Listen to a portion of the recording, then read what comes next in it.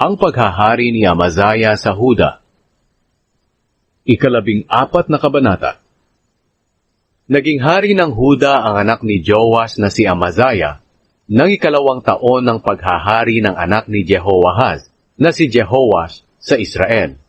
Si Amazaya ay 25 taong gulang nang maging hari. Sa Jerusalem siya tumira, at naghari siya sa loob ng 29 na taon. Ang ina niya ay si Jehoadin na taga-Jerusalem. Matuwid ang ginawa niya sa paningin ng Panginoon, pero hindi kapantay ng ginawa ni David na ninuno niya. Sinunod niya ang ama niyang si Joash. Hindi rin niya ipinagiba ang mga sambahan sa matataas na lugar, kaya nagpatuloy ang mga tao sa paghahandog at pagsusunog ng insenso roon. Nang matatag na ang paghahari ni Amazaya, ipinapatay niya ang mga opisyal na pumatay sa kanyang amang hari. Pero hindi niya ipinapatay ang mga anak nila, dahil ayon sa nasusulat sa aklat ng kautusan ni Moises, sinabi ng Panginoon, huwag papatayin ang mga magulang dahil sa kasalanan ng kanilang mga anak, at ang mga anak ay hindi rin dapat patayin dahil sa kasalanan ng kanilang mga magulang. Ang taong nagkasala lamang ang dapat managot sa kanyang mga kasalanan. Si Amazaya ang nakapatay ng 10,000 taga-Edom sa lambak ng asin. Nasakop niya ang Sela at pinalitan niya ang pangalan nito ng Jokteel. At hanggang sa kasalukuyan, ito pa rin ang tawag sa lugar. Isang araw, nagsugo si Amazaya ng mga mensahero kay Haring Jehoash ng Israel, na anak ni Jehoahaz at apo ni Jehu. Hinamon niya si Jehoash at sinabi, makipaglaban ka sa akin. Pero sinagot siya ni Haring Jehoash sa pamamagitan ng kwentong ito. Doon sa Lebanon ay may halamang may tinik na nagpadala ng mensahe sa puno ng sedro. Ipakasal mo ang anak mong babae sa anak kong lalaki. Pero may dumaang hayop mula sa gubat at tinapaktapakan ang halamang may tinik. Amazaya, totoong natalo mo ang Edom at ipinagyayabang mo ito. Magdiwang ka at huwag ka na lang makipaglaban sa amin. Manatili ka na lang sa iyong lugar.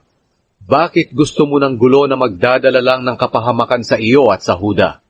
Pero hindi nakinig si Amazaya. Kaya nilusob siya ni Haring Jehoash at ng mga sundalo nito. Naglaban sila sa Bet-Shemesh, na sakop ng Huda. Natalo ng Israel ang Huda, at ang bawat sundalo ng Huda ay tumakas pa uwi sa kanilang bahay. Nadakip ni Haring Jehoash si Haring Amazaya roon sa Bet-Shemesh, at dinala niya siya sa Jerusalem.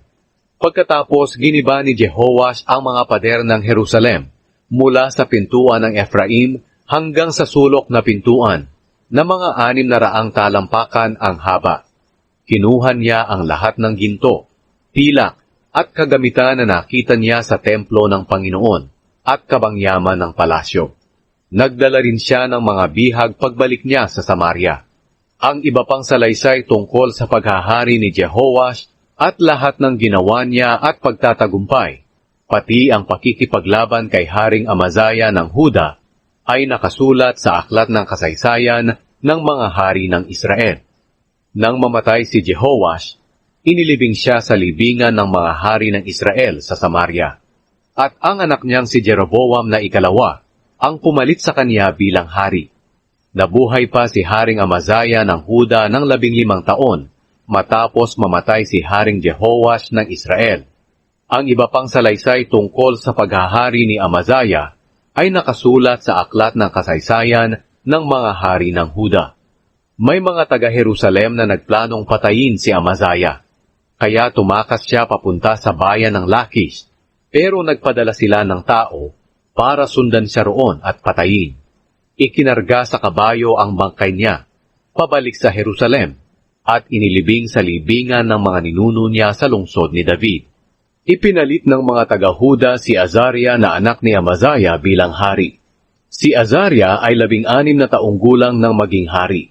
Muli niyang itinayo ang Elat at naging bahagi ulit ito ng Huda nang mamatay ang ama niyang si Amazaya. Ang paghahari ni Jeroboam na 2 sa Israel.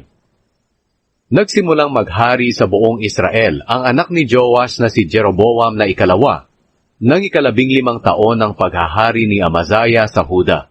Sa Samaria siya nakatira, at naghari siya roon sa loob ng 41 taon. Masama ang mga ginawa niya sa paningin ng Panginoon. Sumunod siya sa mga ginawa ni Jeroboam na anak ni Nebat, na naging dahilan ng pagkakasala ng mga taga-Israel. Nabawi niya ang mga teritoryo ng Israel sa pagitan ng Lebo Hamat hanggang sa dagat na patay, tulad ng ipinangako ng Panginoon, ang Diyos ng Israel, sa pamamagitan ng anak ni Amittai, na si Propeta Jonas na taga Gath-Hefer. Niloob ng Panginoon na mangyari ito, dahil nakita niya ang paghihirap ng mga Israelita, alipin man o hindi, at walang sino mang makakatulong sa kanila. Dahil sinabi ng Panginoon na hindi niya aalisin ang Israel sa mundo, kaya iniligtas niya ang mga Israelita sa pamamagitan ni Jeroboam na ikalawa, na anak ni Joash.